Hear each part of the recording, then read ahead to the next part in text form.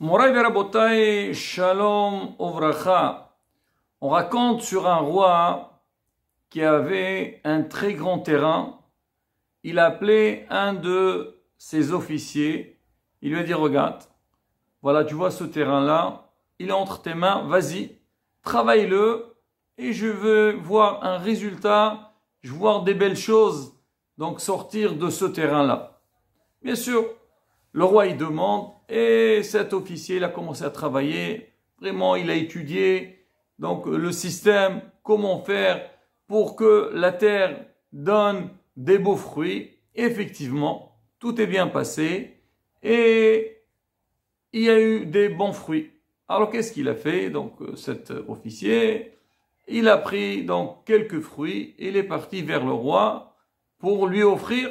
Bien sûr, le terrain, il appartient au roi. Tout est à lui. Il arrive, le roi dit, pourquoi vous venez? Qu'est-ce que vous voulez? Écoutez, monsieur le roi, voilà, je vous ai amené des fruits de votre champ. Donc, vous m'avez donné un terrain. Certes que je l'ai travaillé, mais il vous appartient. Voilà, je voudrais vous donner ce qui vous appartient. Le roi, il lui dit, écoute, moi, j'ai pas besoin de fruits. Alors ces fruits-là, ils seront pour toi et tout ce que le champ il a donné, il sera pour toi. Il était satisfait de la réaction donc de cette personne-là. Parashat Shavua, Parashat Kitavo, elle commence par une mitzvah très importante et un peu bizarre. C'est la mitzvah de Bikurim. C'est marqué Wahaya Kitavo al-Haares. Kadosh Baruch Hu, il nous promet qu'on va arriver dans la terre d'Israël et on va planter dedans.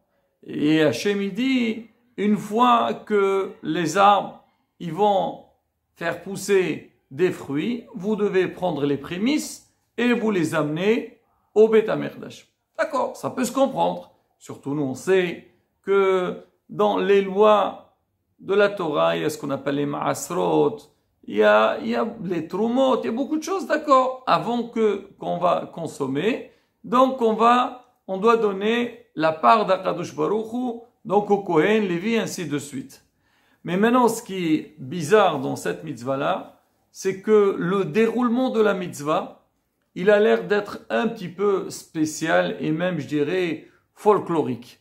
Il suffit de voir ce que la Torah elle-même, elle dit, et voir dans les Mishnayot et les Mefarshim, les commentateurs, ce qu'ils ont expliqué, comment l'homme, donc déjà la procédure, quand il va voir les premiers fruits qui vont sortir, il prend un petit ruban, un petit fil, il va le mettre autour des fruits, après il va les couper, et il va avancer. Il y a vraiment toute une démarche à faire, et jusqu'à arriver chez le Kohen pour lui présenter ces prémices-là.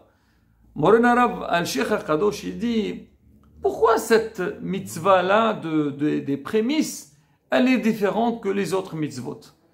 Toute mitzvah qu'Hachem nous a demandé de faire, on nous dit, voilà, tu dois faire tel maaser, par exemple. Voilà, tu as un terrain, tu prends, on va dire, le 1/10, et après tu le donnes à celui qui lui appartient. Et comment ça se fait que cette fois-ci, on a demandé quand même de faire un certain travail, une certaine scène, et après, une fois arrivé au Beth Amikdash, on va commencer à parler. Oui, on parle de l'histoire de Am Yisraël depuis le début, comment on était, comment Lavan Aracha, il voulait chasser Yaakov, et après la formation du peuple d'Israël, jusqu'au moment avec Paro, jusqu'au moment qu'on est arrivé dans la terre d'Israël. Pourquoi on a besoin de faire tout ça? Alors le Rav, il répond, il dit la réponse à cette question, elle se trouve dans les mots avec 3 mots qu'il a dit Rashi. Alors Rashi dit pourquoi? Il dit pourquoi on doit faire tout ça? Pour montrer qu'on est reconnaissant, qu'on n'est pas Kifou Tova. Ça veut dire pour dire à Hachem, on reconnaît que tout le bien que tu nous as donné, tout ce que je possède maintenant, tout ce que j'ai reçu maintenant, c'est grâce à toi. C'est toi qui me l'as donné. Et ça, Rabotai, c'est une leçon, c'est un modèle que chacun doit avoir dans sa vie. Et c'est pas seulement ça, Rabotai. J'aurais pu dire, d'accord, maintenant j'ai reçu, je dois dire la récolte, c'est Hachem qui me l'a donné. Comme on a expliqué au niveau des brachot, avant de manger, faire la bracha, reconnaître que l'aliment que j'ai entre mes mains, c'est Hachem qui me l'a donné. D'accord, ça pourrait même se comprendre. Mais Rabotai, il ne faut pas s'arrêter seulement sur ce point-là. Il faut aller depuis le début. Si moi je suis arrivé à ce stade, c'est vrai, le fait que j'ai planté l'arbre, que j'ai reçu des fruits, pour moi, c'est quelque chose de très important. Mais derrière ça, regarde déjà depuis le début comment Hachem, il t'a sauvé, comment Lavan, il voulait nous chasser, et Hachem, il nous a protégés. On est venu en Égypte, Pharaon, il a voulu donc exterminer tous les garçons qui naissent, il faut les jeter dans le Nilos. Et Akadosh Baruch Hu, eux, ils veulent nous exterminer et nous, on a poussé. Alors, il nous a fait des miracles jusqu'au moment qu'on est arrivé. Donc, tout ce qui est passé avant, il ne faut pas l'oublier. Et c'est ça tout le but. Et on dit, c'est ça la leçon de cette mitzvah des prémices. C'est vrai, il y a la joie qu'on a atteint un but. Mais derrière cette joie, reconnaître, se rappeler de tout le bien qu'Akadosh Baruch Hu il nous a fait. Et Rabotai, donc cette leçon-là, elle est primordiale dans tous les domaines de la vie. C'est vrai, on sait tous que on dit l'homme il doit travailler sur le respect d'autrui. Le respect d'autrui, donc il se présente dans tous les domaines de la vie. Ça commence à la maison, donc entre l'homme et sa femme, les enfants vis-à-vis de leurs parents, les parents aussi vers leurs enfants, après à l'extérieur, avec les gens avec qui on vit, dans le travail, à la synagogue, dans n'importe quel domaine de la vie. Donc on doit toujours donc avoir ce sentiment qu'on n'est pas seul et on doit respecter donc la personne qui est face à nous. Mais comment l'homme, il peut arriver à travailler sur cette mida, sur ce caractère? Des fois, c'est pas évident. Tu dis, bon, chacun fait sa vie. Ou surtout, on est, voilà, comme on a dit, dans la vie du couple ou avec des gens qu'on côtoie toute la journée. Comment on peut arriver à ça? Pour travailler sur cette mida, de faire, donc de respecter les autres, faire du bien aux autres, c'est hakaratov, être reconnaissant. Parce que l'homme, s'il réfléchit un petit peu, il regarde ce que l'autre il t'a fait, ce que tu as pu recevoir de l'autre, tu vas voir que tu es obligé de faire du bien aux autres, tu es obligé d'aider les autres, parce que tout ce que tu possèdes, déjà tu l'as reçu d'ailleurs. Et des fois, les gens qui sont dans le besoin, qui viennent de te demander, beaucoup de fois, eux aussi, ils t'ont fait du bien.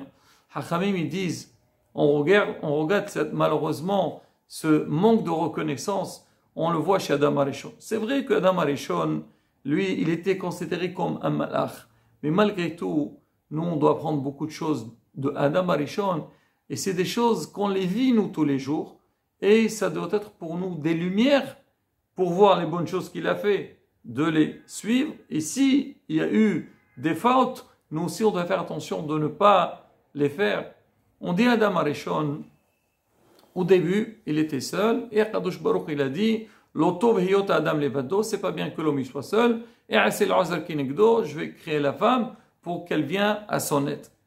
Alors on connaît tous l'histoire que le serpent, il a trompé, donc il a séduit Hava pour qu'elle mange de l'arbre, et donc Aïsadat, et après l'arbre de la sagesse, après elle a donné à son mari, Adam Arishon, et Akadosh Baruch il vient le voir.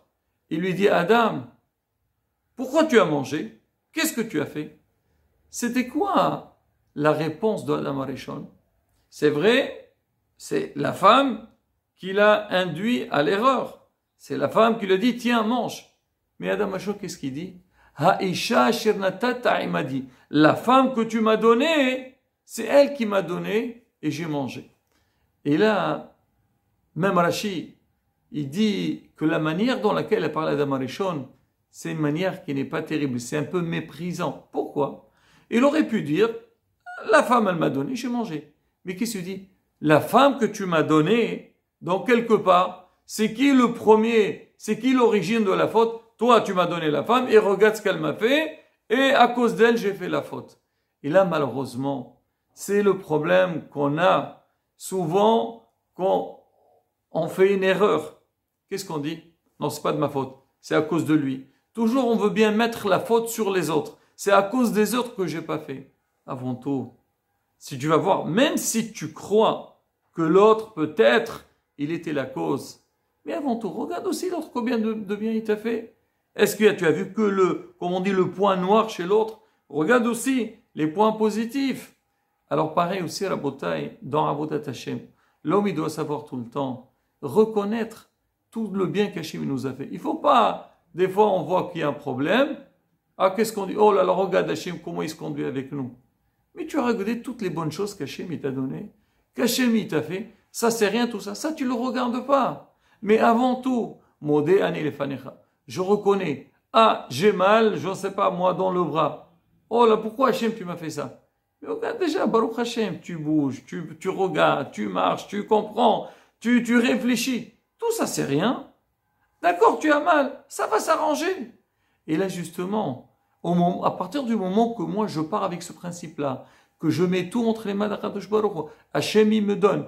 Ah, j'ai des petits problèmes. Hachem, il va résoudre ces problèmes-là. Tu as des problèmes de Parnassa. Regarde aussi tout le reste qu'Hachem t'a donné. Ah, maintenant, je suis angoissé. Je suis bloqué. T'inquiète pas, de la même manière qu'Hachem, il t'a donné tout le reste, bah, la chose que tu n'as pas, Bezat Hachem, il te donnera. Et Rabotai, c'est un grand message pour nous, pour la vie et aussi pour cette période qu'on est en train de nous préparer pour Yom Adin, Yom Rosh Hashanah, dire, être reconnaissant.